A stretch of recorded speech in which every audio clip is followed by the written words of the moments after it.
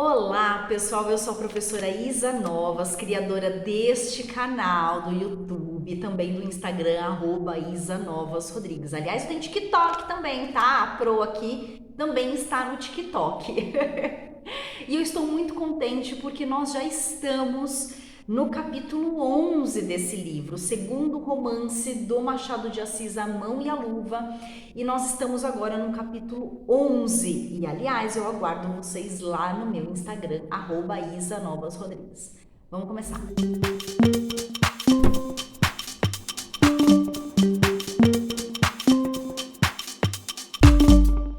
O título do capítulo 11 é Luiz Alves. Lembrando que o Luiz Alves é aquele amigo do Estevão. Aliás, quando o Estevão retornou para a cidade dele, ele ficou hospedado na casa desse Luiz Alves. Vamos lá, e ele é vizinho da Guiomar, tá? Vizinho da Guiomar.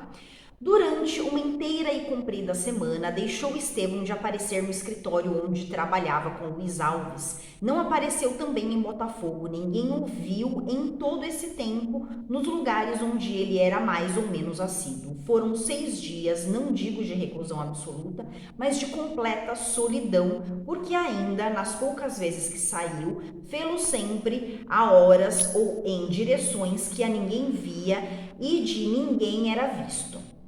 Mas não fora essa crua e malfadada crise, e é quase certo que ele meteria uma lança na África daqueles dias, que era um ponto muito sério e grave, a questão magna da Rua do Ouvidor e da Rua do José Tomás, a ponderosa, crespa e complicada questão de saber se a Stefanoni estrearia no Hernani. Lembrando que na época eles costumavam participar de muitas peças, né? Assistir teatros, peças de cantoras líricas.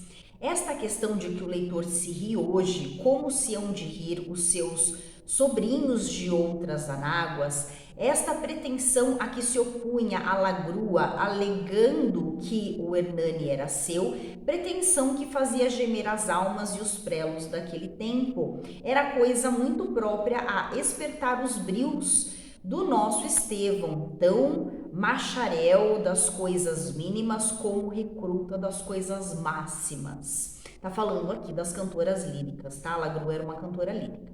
Infelizmente, ele não aparecia, não sabia sequer do conflito e do debate, ocupado como estava em travar o áspero e sangrento duelo do homem contra si mesmo, quando lhe falta o apoio ou a consolação dos outros homens. Todo ele era Guiomar. Guiomar era o primeiro e o último pensamento de cada dia. A sombra da moça vivia ao pé dele e dentro dele, no livro em que lia, na rua solitária, onde acaso transitava, nos sonhos da noite, nas estrelas do céu, nas poucas flores do seu inculto jardim. Então, quer dizer, mesmo ele gostando de teatro e coisa e tal, as coisas, os debates, né, teatrais estavam acontecendo e ele não sabia de nada, ele praticamente estava alheio a todos esses acontecimentos da época, porque ele estava inteiro para Guiomar e ela dominava os pensamentos do Estevão. Um leitor perspicaz, como eu suponho que há de ser o leitor deste livro, dispensa que eu lhe conte os muitos planos que ele teceu diversos e contraditórios, como é de razão, em análogas situações. Apenas direi por alto que ele pensou 3 vezes em morrer, 2 em fugir à cidade, 4 em ir afogar a sua dor mortal, naquele ainda mais mortal pântano de corrupção em que apodrece e morre tantas vezes a flor da mocidade. Tudo isto era o seu espírito apenas um joguete de sensações contínuas e variadas. A força, a permanência do afeto não lhe bastava a dar seguimento e realidade às concepções vagas de seu cérebro, enfermo ainda quanto estava de saúde. Então, o Estevão, ele amava tanto a Guiomar, tão romântico que era, que ele tem aquele pensamento, né, de ou eu vivo com ela ou melhor não viver, tá? Então, olha o tamanho do sentimento do Estevão. A ideia do suicídio fincou-se-lhe mais adentro no espírito, certa tarde em que ele saiu a espairecer e viu um enterro que passava a caminho do caju. O préstito era triste, ainda mais triste pela indiferença que se lia no rosto dos que iam piedosamente acompanhando o morto. Estevão descobriu-se e sinceramente desejou ir ali dentro, metido naquelas estreitas tábuas de pinho, com todas as suas dores, paixões e esperanças. Não tenho outro recurso, pensou ele, é necessário que morra, é uma dor só e é a liberdade, é como se a morte libertasse o Estevão do sofrimento, por isso dos pensamentos suicidas. Ao voltar para casa, uma criança que brincava na rua em camisa, com os pés na água barrenta da sarjeta, fê-lo parar alguns instantes, invejoso daquela boa fortuna da infância, que ri com os pés no charco. Mas a inveja da morte e a inveja da inocência foram ainda substituídas pela inveja da felicidade, quando ao recolher-se, viu as janelas abertas de uma casa vizinha e a sala iluminada, e uma noiva coroada de flores de laranjeira a sorrir para o noivo, que sorria igualmente para ela, ambos com um sorriso indefinível e único da ocasião. Gente, o Estevão, ele chega a ser chato de tão romântico, né? Então, ele, inclusive, observa as pessoas e quando ele vê ali dois namorados, dois noivos, ele fica invejando aquela situação. Os 5 dias correram-lhe assim, travando de enojo, de desespero, de lágrimas, de reflexões amargas, de suspiros inúteis, até que raiou a aurora do 6º dia e com ela, ou pouco depois dela, uma carta de Botafogo. Estevão, quando viu o criado da baronesa à porta da sala com uma carta na mão, sentiu tamanho alvoroço que não ouviu nada do que ele lhe disse. Suporia que a carta era de Guiomar? Será? Talvez, mas a ilusão durou os poucos instantes que ele gastou ao romper a sobrecarta e desdobrar a folha de papel que vinha dentro. A carta era da baronesa. O Estevão recebeu uma carta da baronesa.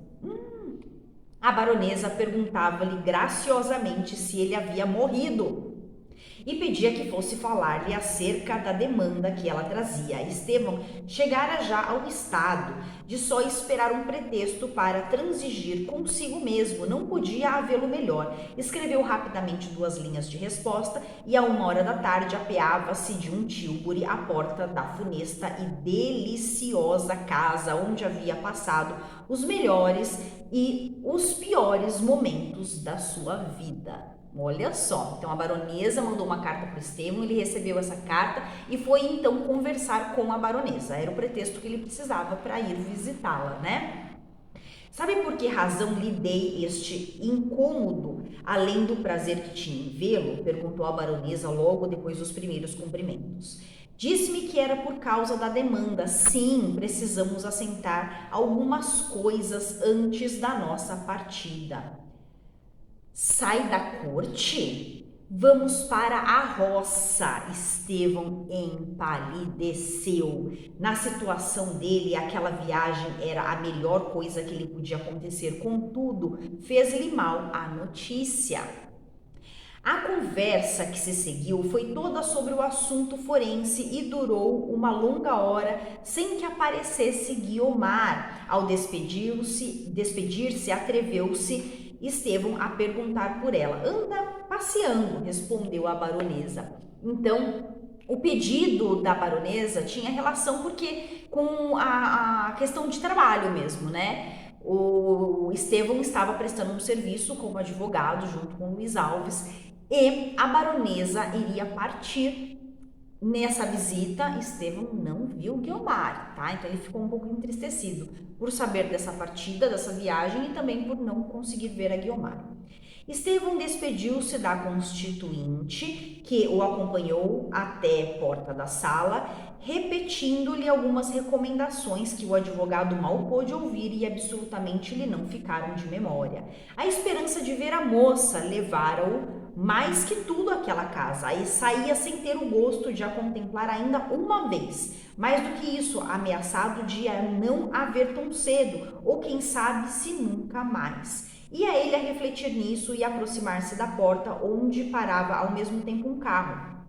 Estevão estremeceu naturalmente antes de ver quem ia apear-se. Grudou-se ao portão com os olhos fitos na portinhola, que era um lacaio, abria apressadamente. A primeira figura que desceu foi a nossa conhecida senhora Oswald, que o fez sem dar tempo a que Estevão lhe oferecesse a mão. O bacharel, desde que a vira, aproximara-se rapidamente da portinhola. Guiomar desceu logo depois. A mão apertada na luva cor de pérola pousou levemente na mão de Estevão, que estremeceu todo. A moça fez-lhe um cumprimento risonho, murmurou um agradecimento e recolheu-se com a inglesa. Era pouco, mas este pouco alvoroçou o bacharel, que enfiou dali para a cidade em direção ao escritório. Então ele conseguiu sim ver a Guiomar. Quando ele se despediu, ele estava saindo da casa, parou um carro na porta e desse carro desceu a senhora Oswald e também a Guiomar. E a Guiomar cumprimentou, o Estevão, e ele ficou lá todo feliz e babão. Luiz Alves admirou-se de o ver, não foi com espanto de 6 dias, como devera ser, mas de 48 horas, quando muito. Que admira a preocupação de Luiz Alves por aqueles dias era a candidatura eleitoral. A boa nova devia chegar-lhe na primeira mala do norte. Ora, em boa razão, um homem que está prestes a ser inscrito nas tábuas do parlamento não pode cogitar muito dos amores de um rapaz, ainda que o rapaz seja amigo e os amores verdadeiros. Estevão não perdeu tempo em circunlóquios, foi entrando e entornando a alma toda aflita e consolada a um tempo no seio do velho amigo e companheiro. A cada trecho da confissão plena que ele ali lhe fez, respondia a um comento, ora sério, ora gracioso, de Luiz Alves. Quando Estevão, porém, lhe deu notícia de que a família da baronesa ia para a roça, Luiz Alves recolheu o meio riso que lhe pousava nos lábios desde o começo e, com a mais súbita e sincera admiração, exclamou: para a roça!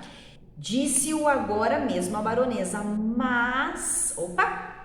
Então, assim que o Estevão saiu da casa da baronesa, ele foi encontrar com o Luiz Alves, que era o vizinho, e contou ali para o Luiz Alves tudo que estava acontecendo, porque ele ficou sumido por alguns dias, mas ele contou então dessa suposta viagem da baronesa. O Luiz Alves ficou espantado.